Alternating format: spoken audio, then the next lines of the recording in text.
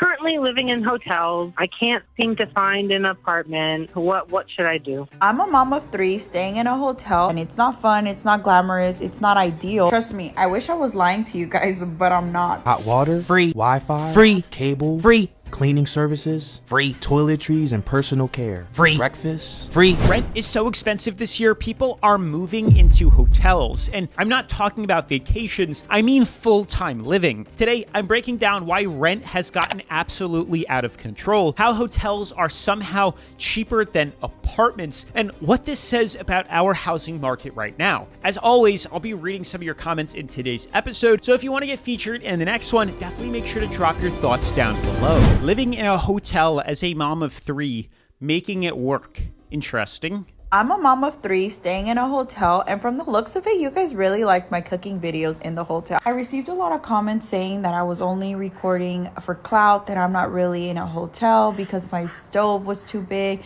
and a hotel normally doesn't carry a stove that size. And that's crazy. Why would I be doing this for clout? But I am really living in a hotel with three kids, and it's not fun, it's not glamorous, it's not ideal. Trust me, I wish I was lying to you guys, but I'm not. This is my real life, this is what I'm really living, and this is my day and how I'm cooking here. If you guys like to watch and continue to see how I live in a hotel and how I'm surviving our days with these kids, and follow along to see what our days look like. Yeah, it sucks to have to live in a hotel full time. Like, that's where you're staying. It's crazy. There's this like new trend going around on social media where people are posting like day in the life. And the most recent thing that people are showing is that they just can't afford apartments anymore. They are becoming so expensive that they have been priced out and have resorted to either staying and sleeping in their car, living in their car, or living in hotels. And it really is crazy if you think about it, that we're at a point now where it's cheaper to live in a hotel than it is to rent an apartment. In 2026, this is where we are at. Unbelievable. And don't even get me started on being able to buy a house. Mortgage on a house right now? That's not happening. I'm sorry, but that is a pipe dream for us Gen Z. Maybe that was what you could do back in the day. You know, the boomers buying their house for an acorn and like a nickel. Yeah, long gone are those days. That's not possible anymore. And I have the proof to back it up, which I'll show you guys later on here. And also, I don't mean to like go off on a tangent here, but I don't know if you guys have ever stayed in an extended stay hotel like that, but that is the biggest travel hack I have ever discovered when it comes to like saving money. I don't know why I wasn't doing this sooner, but a couple of years ago, I discovered these and I've never gone back. It's crazy how much money you can save doing that. For those that don't know, extended stay hotels come with, in your suite, in your room, you have a kitchen, which has, plates, a dishwasher, you have a fridge, a freezer, a microwave, a stove. I mean, sometimes they even have a toaster oven and a coffee maker. And then on top of that, you get a couch, you get a desk. I mean, it has essentially everything for living in something for an extended period of time. And then more times than not, depending on which ones, it comes with free breakfast every single day. And they're not half bad, as you saw what she got. That looked like a mini quiche. Are you kidding? Anywho, I wanted to read a couple of comments that people had left on this TikTok. Someone says, but how? Hotels are more expensive than an apartment. And, you would think that. And I started to kind of do the math and I was like, wow, it really is getting to the point where it might be more cost effective to just live in a hotel than apartments now. It's crazy. Maybe that's always how it's been. I don't know. I can't speak about it, 10, 15, 20 years ago. But today, it is pretty insane. Not really if you look at it this way. You're not paying Wi-Fi, you're not paying electric, you're not paying water, etc. And they normally give you discounts for longer stays. Then you can factor in cleaning into it, that you don't have to clean your room. You get all those toiletries given to you for free, soap, toilet paper, paper towels, on and on and on and on and on. It ain't that bad. Anyway, I wanted to show you guys, this is crazy. I found fees on top of apartment living, and I really want to know for those boomers or millennials who are older than me, I'm 27, how was this when you were growing up, when you got your first apartment? Because there is no freaking way that this has been going on all that long. This has got to be some new late stage capitalism, greedy corporations just absolutely scamming everybody and taking as much money as they possibly can, profits over people. Here are now the new Home Starts Here application fees and fees you would have to pay if you were looking for a new apartment. And I am currently in the process of getting a new apartment in Charlotte, North Carolina. And I was blown away when I found one apartment complex that didn't charge anything except for the trash service fee, which is valet trash, they come around and throw your garbage out. And I was shocked. All the other ones had fees like this, which is insane. A hotel for $2,000 a month? That's way too expensive. Hot water? Free. Wi-Fi? Free. Cable? Free. Cleaning services? Free. Toiletries and personal care? Free. Breakfast? Free. And consistent electricity? Free. We know what's included in the rent. We can use as much as we want. We can use it without having to worry about how much we're using. You'll never get that from an apartment. Never. It just comes down to being comfortable living in a small space. Which we already did consistently for 26,280 hours. The current housing market crisis pushed us to make this decision to live in this hotel. And we are so grateful that we found this out. And we have more freedom here because we don't have to clean and we're not trapped into a lease like an apartment. We can stay here as long as we want, as long as we pay the rent on time. This dude's he's living out of a hotel. He's got a YouTube 100K plaque in the background. If that isn't enough motivation to have you tap that subscribe button so we can hit 100K subscribers, I don't know what is. I can't believe that. Glitz and glamour, folks. We're living in a studio hotel paying $2,000 a month with utilities included, circumventing the housing market crisis.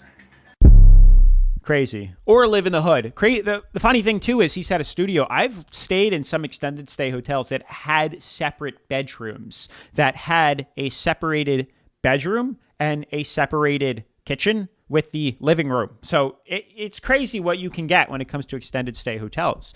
Anywho, I wanted to read a couple of comments that you guys had left on the previous apartment insanity episode. If you haven't checked that out, highly recommend you do.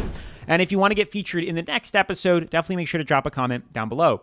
I'm in Florida and I swear the fees are ridiculous here. The rent is ridiculous alone, but then you add $200 or $300 worth of fees on top of it, and the pet fee is the biggest scam. I have an ESA letter, emotional support animal letter from my doctor. They tried to give me a hard time and said that they had to verify with my doctor. When they couldn't contact my doctor, they tried intimidating me. Finally, I got fed up and told them that I met my burden of proof. That's it. Now my responsibility to be a liaison for the apartment manager and my doctor, and they finally left me alone, and now I don't have to pay pet rent, $30 a month, or the $300 deposit. That's actually crazy that you pay pet rent.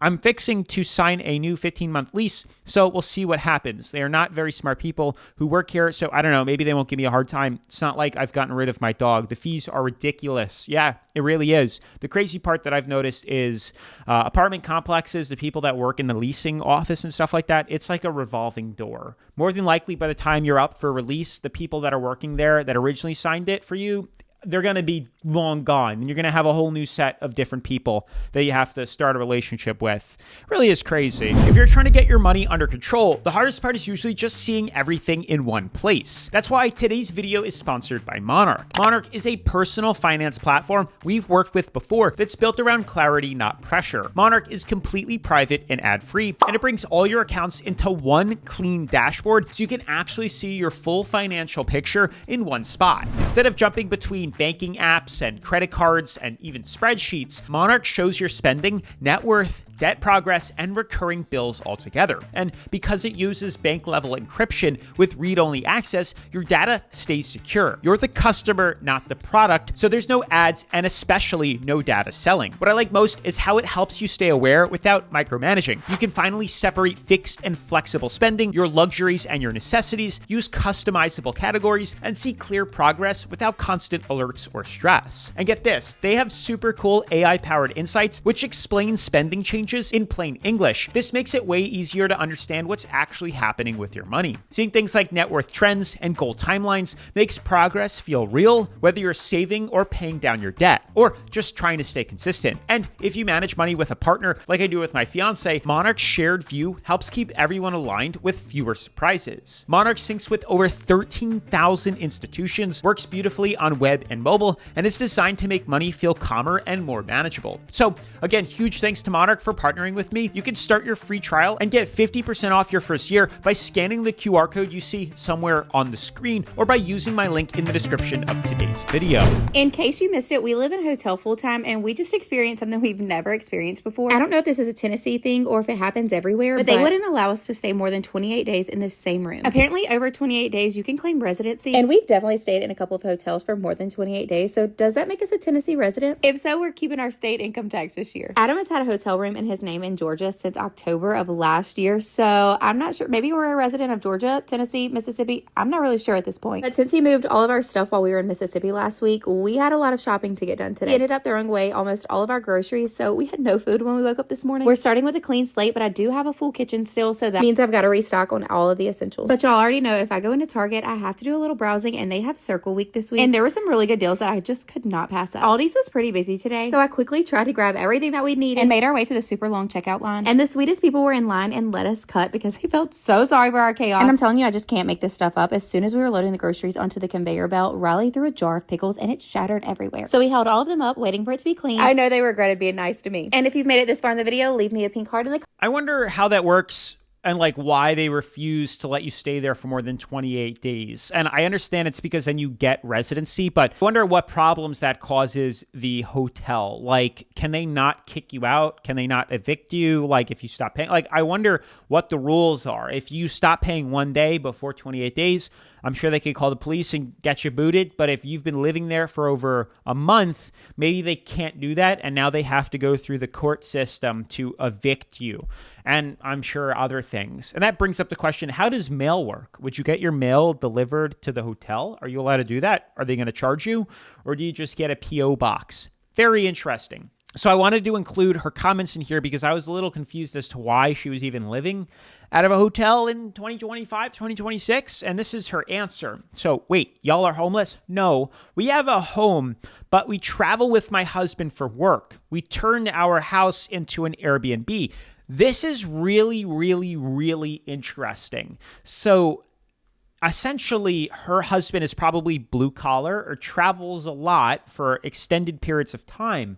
And his business that he works for pays for a hotel.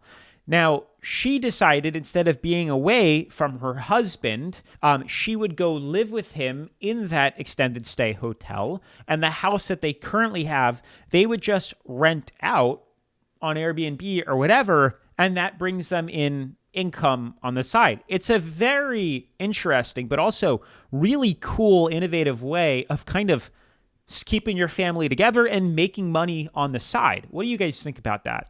This message is specifically for my people that are living in a hotel, a motel, Holiday Inn. If you have been going through your journey and living in that hotel for over 30 days, you need to take your ass up to that front desk and you need to ask them rather, to take the taxes off your room. After 30 days, you become exempt technically, but they are not going to take those taxes off unless you ask, because technically you live at the property now. You don't need to be, that's a different story. You didn't hear that from me though. You know what I'm saying? If it has been well over 30 days, 9 times out of 10, you have a credit on your reservation.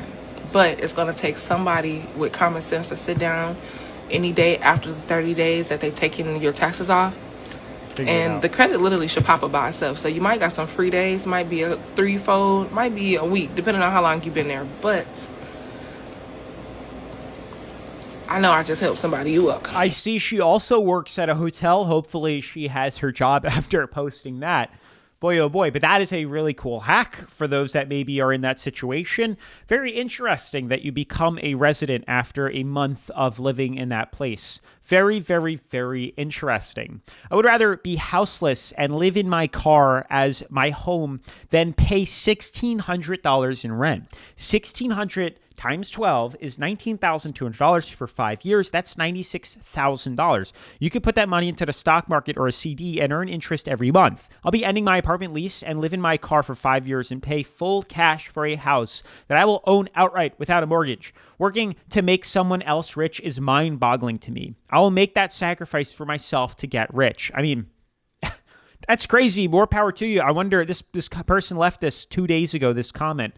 I want to know if there's any update to that when they're ending their lease, if they're still going to be doing that. I wanted to show you guys the average sales price of houses sold in the United States and how absolutely insane it has gotten over the years. This is from 2000 to now, 2025, like mid-2025, and it is sick to look at here. So back in 2000, a house was $202,000. Okay, I know that's 26 years ago, 25 years ago. Well, we go to 2012. A house was $259,000. So we went in 10 years only up about $60K. Okay, not too shabby. From 2012 to 2020, we went from 260 to 370,000. So 100K over the next decade. Okay. From 2020 to 2022, in 2 years, houses went from $371,000 to $525,000. That is nearly $150,000, $160,000 increase in 2 years. What took 15 years, over a decade, took 2 years now. Absolutely insane, and prices haven't come down. You guys might be wondering, well, what caused this? What is this insanity? This doesn't make any sense. Well, we had the beautiful government dump a crap load of money into the market here. People panicked. People had a ton of surplus cash, stimulus checks. They dropped interest rates to the lowest price ever, and demand soared. So what did people do? They bought houses at the cheapest interest rates they've ever seen, and there's no incentive to lowering it, so they've just stayed the same. Maybe now we're starting to see a dip a tiny bit, but there's no real reason for it to come back down. People still want it. Demand is still up, and we have a pretty big issue, not to mention the amount of people moving and coming into the United States then adds to an even larger housing shortage. Where are we going to house all these people? And I'm not getting into politics. I am apolitical, but just the fact that we have people migrating into the country, whether legally or illegally, doesn't matter. The fact of the matter is we need a place to house people. They're living in apartments. They're moving into houses with money that they brought, with money that they don't have, whatever it is. And it's causing a shortage in the market, which is why we're seeing apartments go even higher and why we're seeing houses go even higher, because the apartment complex, people can't live in housing anymore. So let's take advantage and raise the prices. So it is a unbearable cycle, and I hope something happens. We need some help from the government or something. I'm currently living in hotels. I can't seem to find an apartment. What should I do? You can't seem to find an apartment. Why? My credit score is abysmal. Are you working? Yes. What do you make? Time. What do you make? $87,000 a year. $87,000 a year. Jeez. Yes. Good for you. What do you do? I'm an occupational therapist. How'd you end up homeless? Well, I moved from state to state for love and a relationship, and that did not work out. My only real option at the time was to find a hotel for temporary housing. Do you have any money now? No, because I'm basically spending $2,200 a month just to keep a roof over my head. Yeah, but you make $87,000. So I have a car lease, about $340 a month, and I have my student loan debt. Jeez. It's about $1,000 a month. Have you been paying it? No. Marie, I'm struggling, okay? You've not paid that. You paid a $300 payment. You make $87,000 and you paid a hotel bill. That's all you've done. Where is all your money going, kiddo? Eating out. I only have a microwave here, so I can't really cook. I can't tell what's going on in the numbers, but numbers generally talk to me because I've done this a long time. So I think what I'm hearing is a highly educated, very intelligent lady whose heart got broken. Oh, let me take that further. Got crushed, and you've been in a spiral emotionally since, and everything's out of control.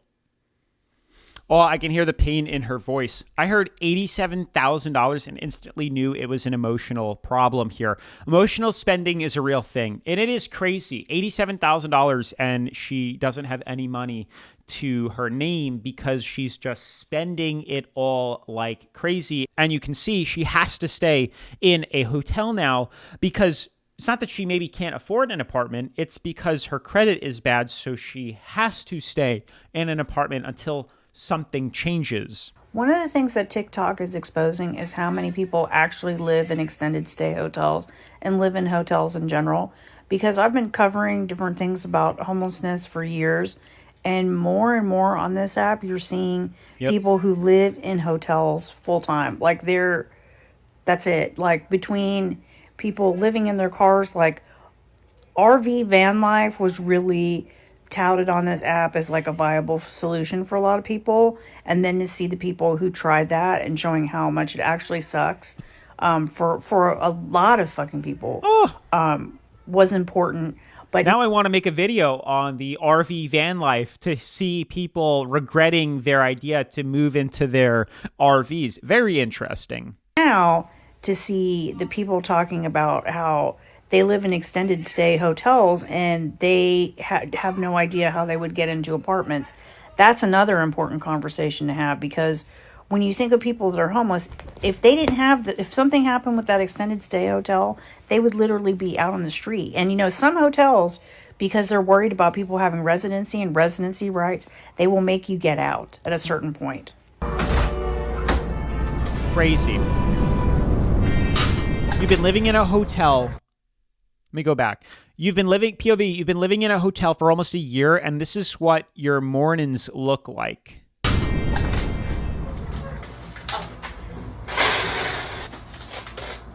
Don't they have ice makers?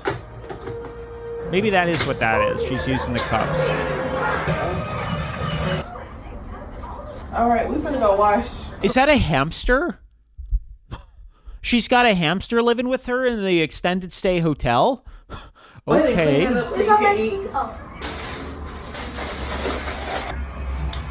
wash my feet too.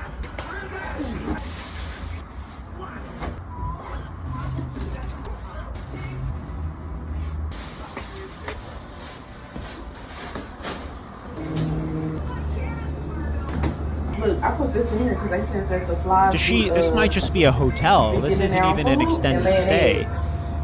They lay eggs on their mama, and then can you even see it? If you look close, yeah, that's a shame. That's why I always analyze my food before I eat it, especially at you can see the fridge too. Day 1 of 75 hard. Let's see. Yeah. Oh, that's cool. Woo! This is super random, but I've been told that most of, hotels you go stay at now don't have microwaves, but I heard you can request a microwave and it will be sent to your room. Fun fact.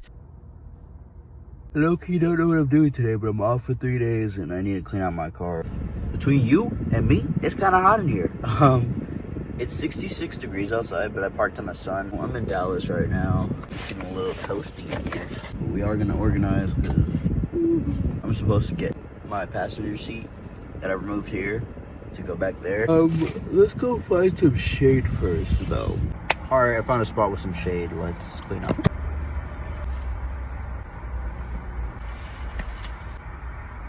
Living in your car. Yeah. I guess I could start by filtering out the things I need and don't need in my bags. Starting with my main one. That's tough, living in your car. Like, where are you going to park? So I just finished the back. Got everything settled. Returned that backpacking thing. I'm right at Walmart, so I'm going to return it. Oh, in Walmart. These. This is my favorite vitamin water. Couple of phone calls to do, but I got pomegranate That was an extra $5. You usually don't get stuff like that because of how expensive fruit can be. If I didn't get the pomegranate, my total would have been around $3. That includes the vitamin water, spicy chicken, and mashed potatoes and gravy. Oy. Got some KFC. Oy, oy, oy. Anyways, now I'm in Austin, parked up in a Walmart about 12 minutes away from the Moody Center. So I have a concert tomorrow to go to. I'm excited. It's gonna be my first concert. You wanna see how much of a difference privacy screens make your car? I have the darkest tints I can have legally in Texas, so let me show you. This is without tints. To see right through it. Kind of in the back, not really. And this is with the window covers. Can't see through. And this is my back seat. You can kind of see in the front. Yeah, you could even see the front. It's so visible. Where's his passenger seat? He's gonna have an airbag light. The front and the back. It's the only thing that's not covered. Can't You even could see. barely see anything back there. The only thing you see is my flashing light. Basically it. I'm heading to bed. I'm not really tired.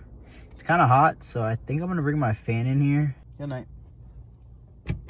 So I wanted to include a screenshot of why he was living in his car. I was genuinely confused what led him to doing this. And he said living in a car to save for a van, which is interesting, kind of working his way up and probably inevitably saving for a house at some point. Save for a van and then save for a house living in the van. And you could probably, you know, speed your way to homeownership pretty quickly by doing that. Not that I've wanted to do it, but I have thought about it. And there are some ways that I think if you're innovative enough to get away with it. Although posting it on social media is where you'd run into a little trouble because now people are going to see where you're living and how you're doing it. And then you might get caught or, you know, get in trouble. And I probably wouldn't post it online.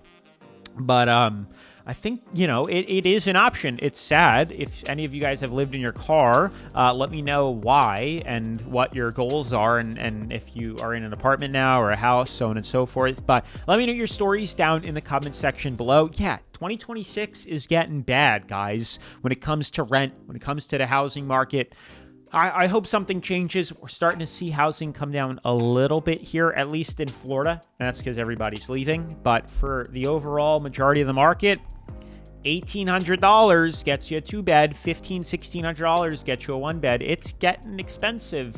It really, really is. Anyways, that is it for today's video. Definitely make sure to smash the like button, turn on post notifications, subscribe. And if you haven't seen my apartment complex insanity episode, definitely make sure to check it out right after this. Peace.